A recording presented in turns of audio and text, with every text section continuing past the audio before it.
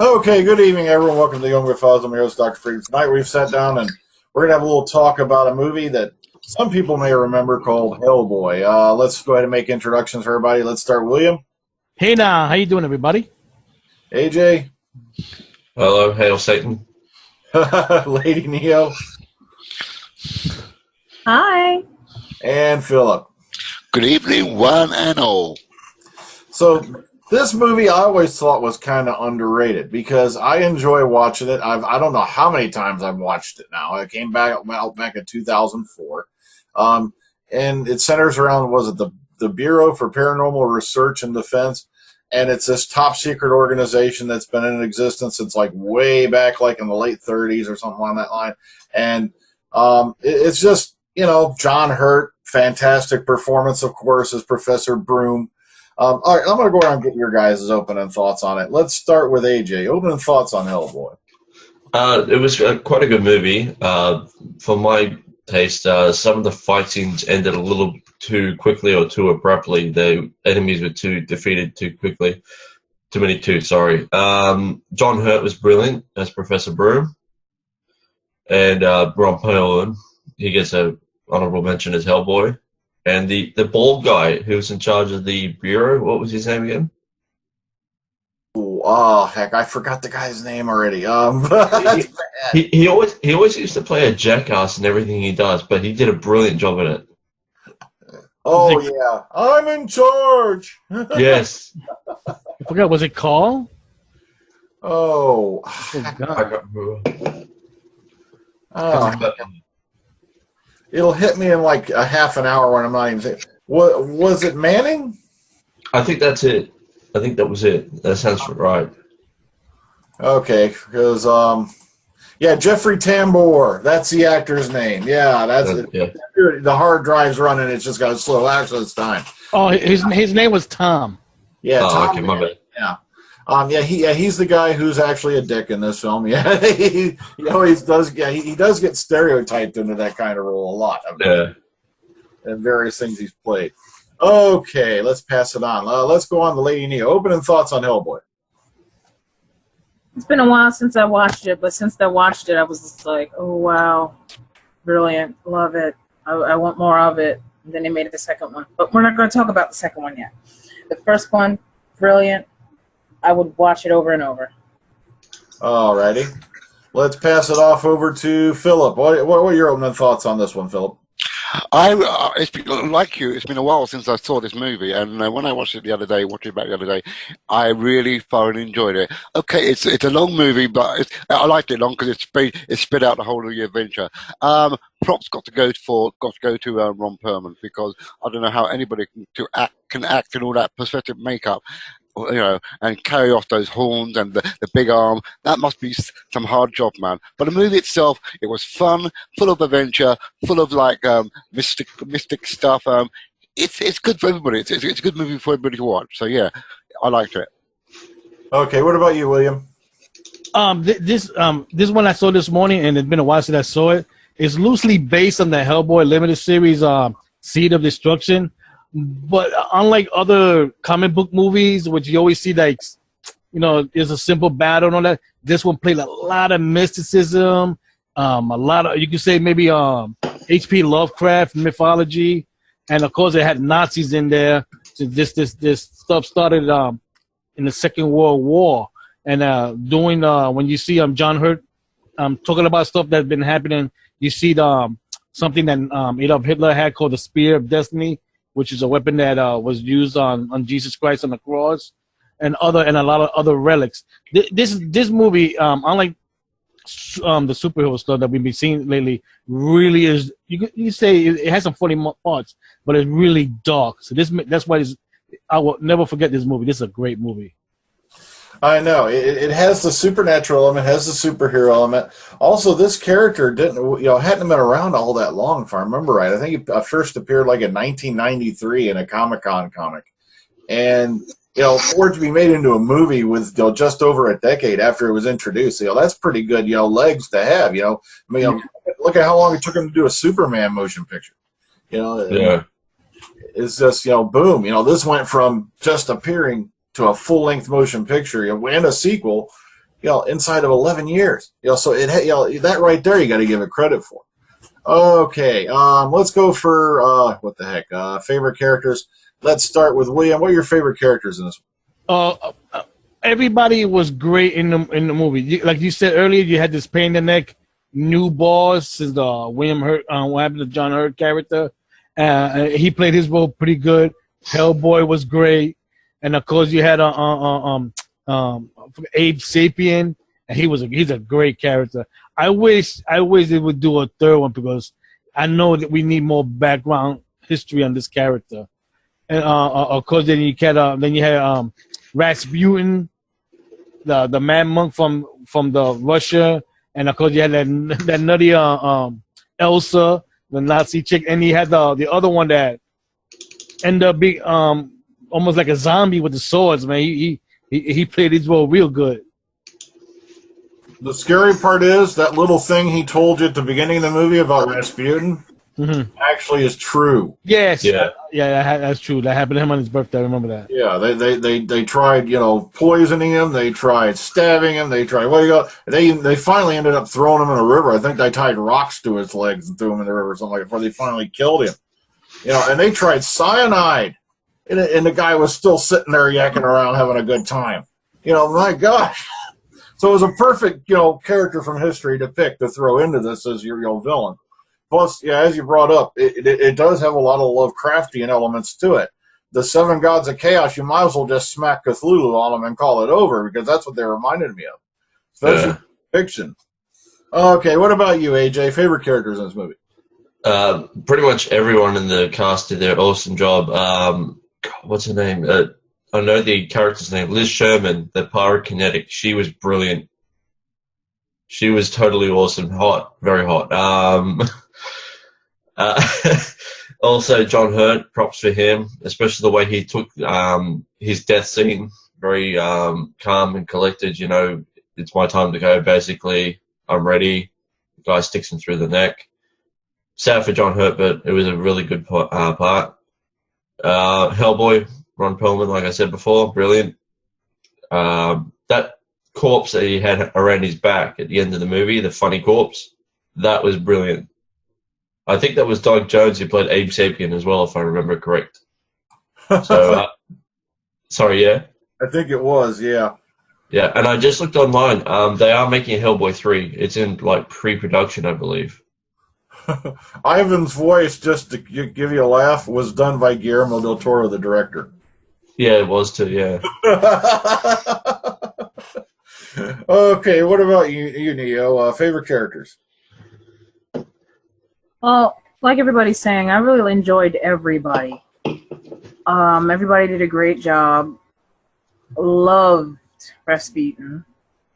Loved his darkness he brought to it. Loved Hellboy for his love of kitty cats. I loved the girl. I think we said it was Liz, right? Yeah. Loved Liz and her powers. I like the part I like where Myers. Oh, Myers was cool, but when Myers hit her, he's like, "Hit me!" And I was like, "Oh Lord." But overall, I did love the creature, Samael. Oh, that creature was amazing. The scary part is some of the parts of Samael were done by an actor. What was his name? Brian Steele. Oh. Yeah, he was in a suit for some of that. I didn't know he was in the suit. I thought it was just a straight, puppet. Majority of it was CGI, but there were some scenes where they had a guy in a suit doing some of it. Oh, wow. Mm-hmm. All right, what about you, Philip? I like everybody says, everyone in this movie were very good. But I think my favorite must go to that fish guy. What's his name? Abe Sapien? Yeah. Doug Jones. Doug Jones. Doug Jones. I do like that character. He was just so calm and collected, and the way he just used his web hand to listen to things and see, he was cool. I liked him. Okay, yeah, John Hurt, very good as he reminded me every time of Einstein with that messed up hair and all that wild professor look. But he was cool, looking good there. Ron Perlman, yeah, he was good, as I said before. But like I say, I couldn't really understand whether that boy, Myers, is it, or Myers? Myers, yeah. Myers. I'm not quite sure whether it was worth having in the film altogether, because that could have just carried on without having that character in it. To be honest. Yeah, played by Rupert Evans. Yeah, Liz was played by Selma Blair, whose last, if I remember right, major appearance before this was Cruel Intentions. Yeah, I remember that one. Okay. Oh, yeah, I remember that one too. It's Buffy the Vampire Slayer. Okay. Okay, but that was a funny bit. All right, let's open up the floor. Now, when you look at this movie and you see the supernatural element, it's like I could see this easily crossing over with like, oh hell, we got a lot of supernatural thrillers out there now. You got Constantine. No, I'm yeah. I could see this guy working with John Constantine. That'll be a little hard since they're both two different comic companies. Yeah, two different. Yeah, true, Yeah. but unfortunately, yeah, you got rights issues and all that. If anything, it'd be nice. Yeah, it'd be nice to be Constantine also with Doctor Strange. That movie's coming out soon. Oh, that's true. But because both this and the Strainer from Del Toro, actually, John Hurt was meant to play Satrakian in that, and Ron Perlman was supposed to play the Exterminator in the TV series too. So there could be like a bit of a crossover somewhere in between there if they could. Or when I sat back and watched this again this morning, I was like, my God, imagine how the Winchester brothers would react to this guy, What about the lighting? Isn't the lighting just beautiful though? It's like that nice fluorescent or like deep dark blue or kind of like a bluish lighting, especially when it's daytime. It's not like day. It's like you mean the cinematography of it? Yes, it's beautiful. Yeah. You gotta give them credit because unlike other movies, when you see them fighting like underwater or in a tunnel like that, they had lighting used because Hellboy had those nightsticks and all that stuff, or or the train was coming, you saw the light from there being used in the tunnel, so that stood out pretty good. So you got to give them props for using the lighting real good. Not to mention the portal to the eternal dimension where the things are all locked up. Just the ley lines just have to intersect near Scotland. Go figure. Oh yeah. Scotland. Well, now you know where all the dark spirits comes from. You see, the portal was open too long, and a certain guy escaped. A certain guy with funny hair. So am I right in understanding that when the portal was originally open at the beginning of the film, that's where Hellboy came through from? Yeah. Gotcha now. Okay, yeah.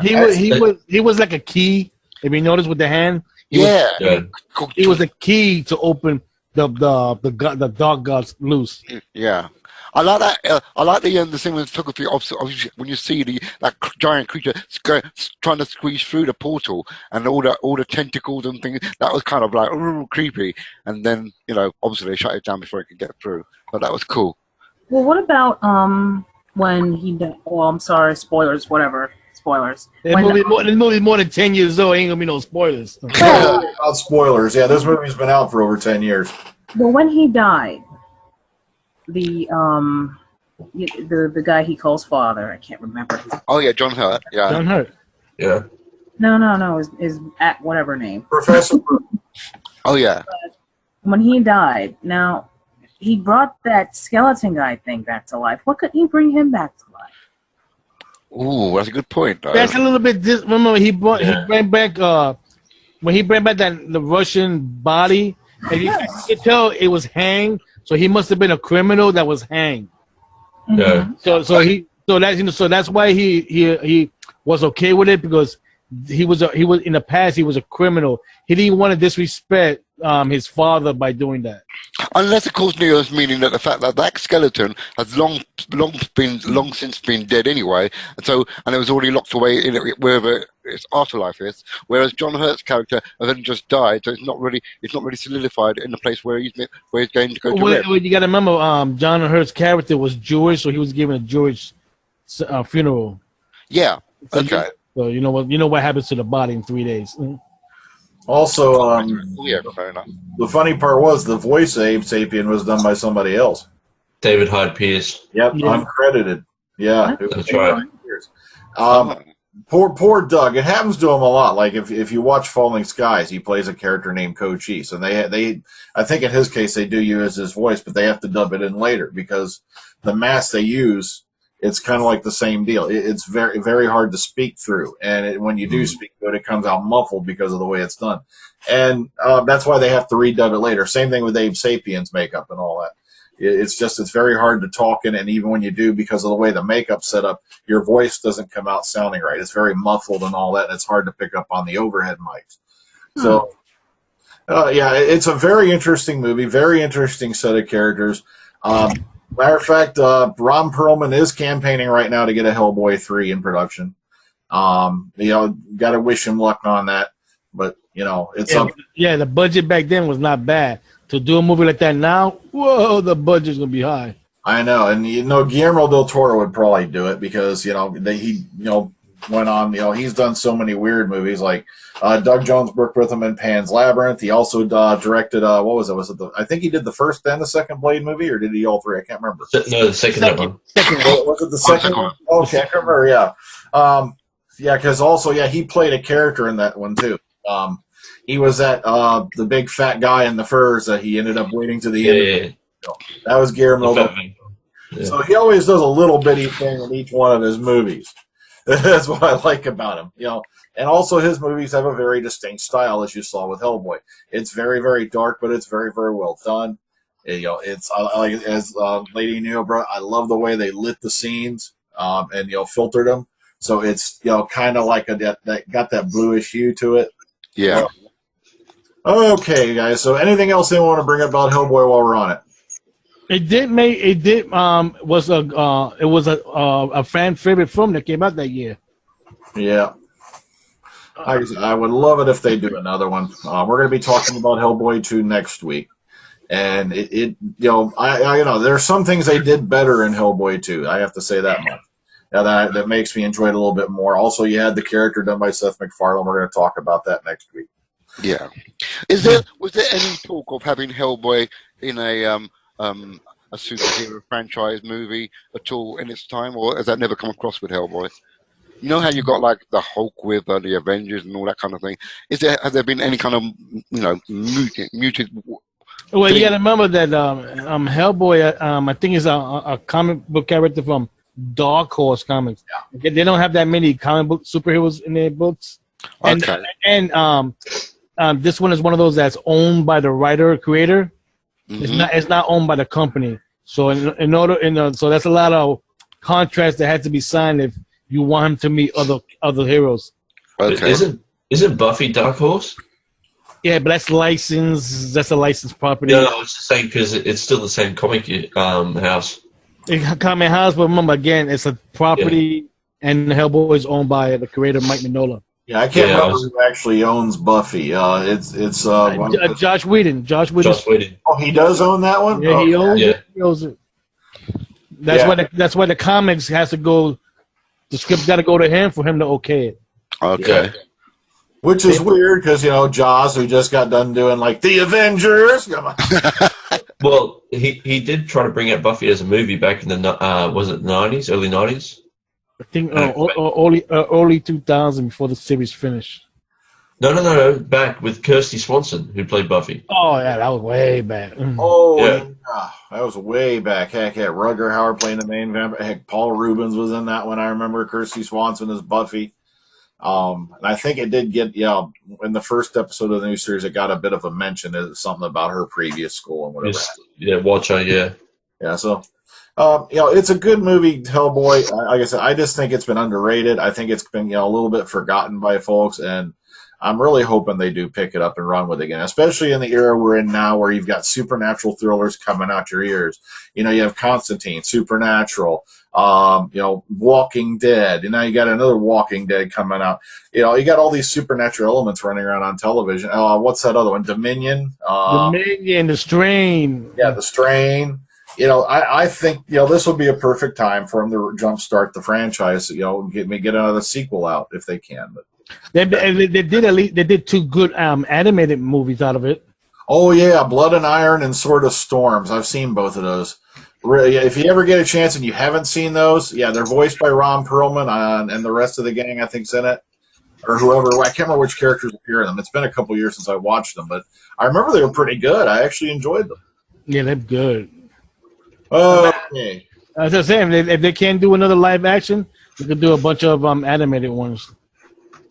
Well, we've ran on it for about a half an hour. We've talked about it. Is there anything else anyone wants to bring up about Hellboy before we come to its close? Make another movie. I really hope they do make another movie. Okay, let's go ahead and let's rate the sucker, and we'll move on. All right, out of 10, how do you rate Hellboy? Let's start with Philip. I'm going to rate this a definite 10 because it's got everything that anybody wants in a movie like Hellboy. It's a brilliant movie. 10. Okay, what about you, Lady Neo? How do you rate it out of 10? Sorry. 10. Sorry, I caught you in a bad moment there. Okay. What about you, AJ? I'll give it a 666.